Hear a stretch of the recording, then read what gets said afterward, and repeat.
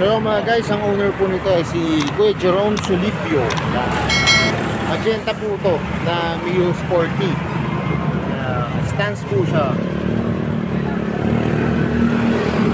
Tagal na po kasi ako hindi nakakapag-review ng mga concept na bike. Yan, nag-review po ulit ako. May nakita lang po ako. Kanina minountouch ko na siya mga guys. So kita nyo naman, napakababa niya talaga. Napakaganda ng gawa. Hindi lang po siya ngayon malinis, pero ang ganda po nito pagka yung bagong linis po. Tapos po yung kanyang engine. Mga guys. Tapos ito yung kanyang flat seat. Yan, bye. Tapos yung kanyang nabebend na side mirror. Yan po kasi ang ginagamit talaga sa mga stands. Tapos yung kanyang shock, tingnan nyo mga guys, wala po isang dangkal, napakaliit. Napakaliit po.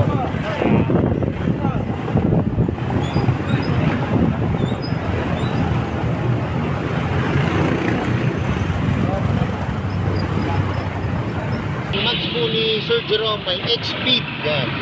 X-Speed po ang tatak niya, yan, Performance rim.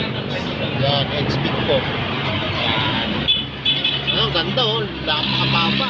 Tapos ito yung kanyang front shock po, yan, napakababa. Isang tangkal lang, Yan mga guys, isang tangkal lang siya. Yes. Tapos mga guys, ano na to? Salty na to. Bale, Mio Salty na po siya. Dati po kasi siya sporty po.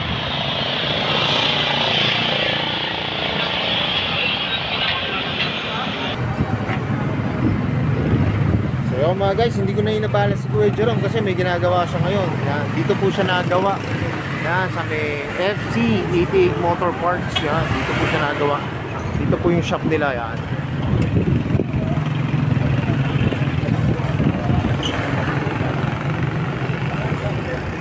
Yan, yun po yung shop nila.